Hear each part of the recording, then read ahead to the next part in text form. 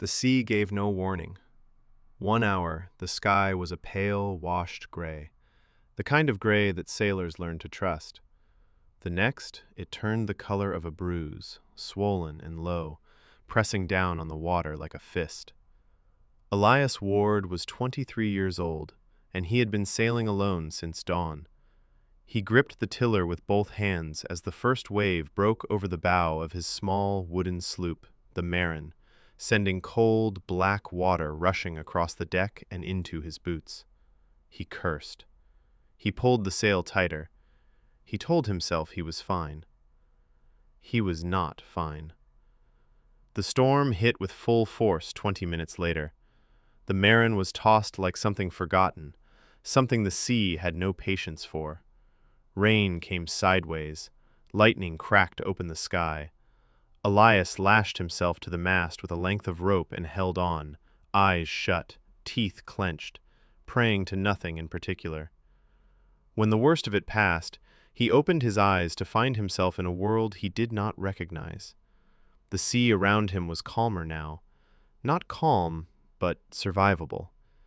And ahead, through the thinning curtain of rain, he could see land. Rocky land. Sharp land. A small island, black and jagged against a sky still full of cloud. He had no chart for this place. He ran the Marin aground on a gravel beach just as the last light was leaving the sky. The island was small, perhaps half a mile across. It smelled of salt and wet stone and something older, something he couldn't name. Seabirds screamed at him from the cliffs. The wind moved through the rocks with a low, uneven moan. He pulled what he could from the boat, a blanket, a torch, a tin of crackers, a flask of water, and climbed up from the beach to higher ground.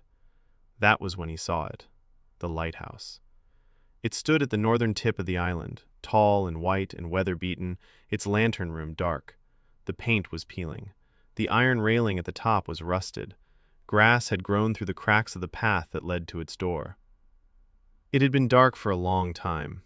He could feel it, the way you feel an empty house before you step inside, the absence of something that used to be there. Elias tried the door. It was unlocked. Inside, the smell of damp stone and old oil was overwhelming. A spiral staircase wound upward in the dark. He shone his torch up the steps and saw nothing but shadows. He found a corner on the ground floor, sheltered from the wind, wrapped himself in his blanket, and tried to sleep. He did not sleep well. He woke just after 3 in the morning. He knew this because his watch, waterproof, thank God, read 3:14 a.m. He lay still for a moment, trying to understand what had woken him. Then he saw it through the salt-crusted window above his head. A beam of light, slow, deliberate, sweeping out across the sea. He told himself it was a dream. He told himself the storm had rattled something loose in his mind, something that made the ordinary seem strange. He told himself there was a reasonable explanation. But he was already on his feet. He climbed the stairs of the lighthouse, slowly, carefully, torch in hand, until he reached the lantern room at the top. The great Fresnel lens was there, massive and beautiful, its hundreds of glass prisms catching the light of his torch and throwing it back in fragments. But the lamp itself was cold. The mechanism was still. There was no oil in the reservoir. There was no flame.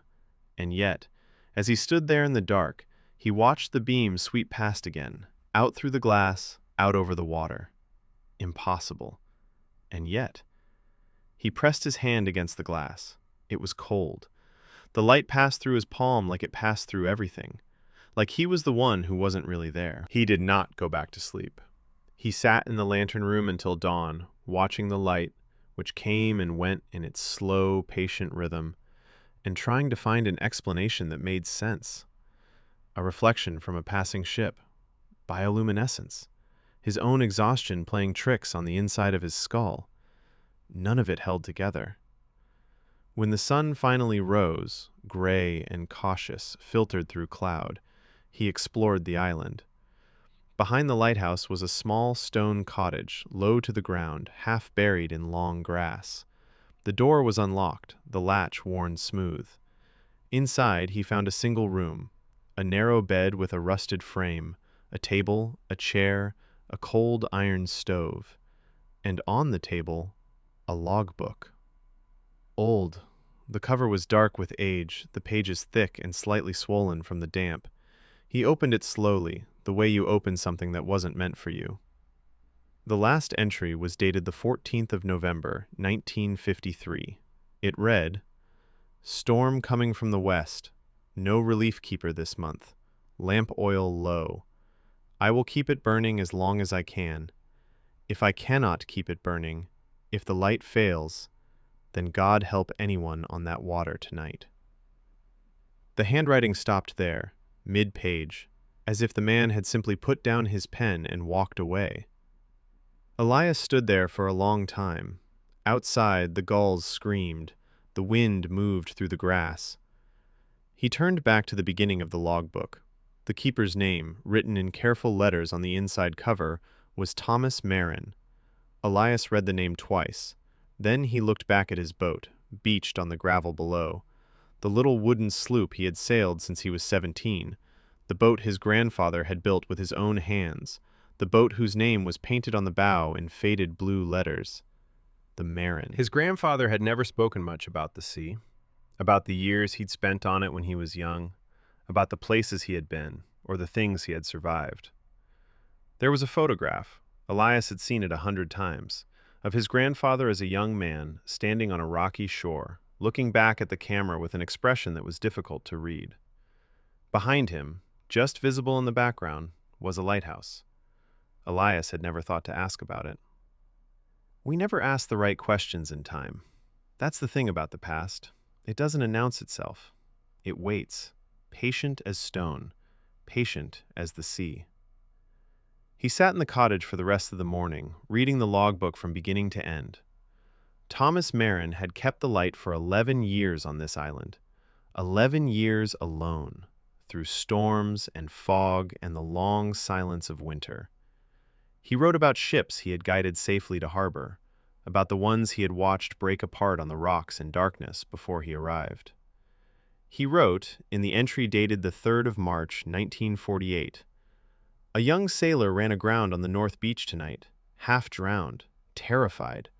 I brought him inside, fed him, dried his clothes by the stove. He said his name was George Ward. He said he was from the mainland.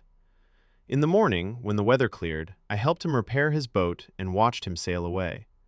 He shook my hand before he left and said he would name his first son after this place. I told him this island had no name.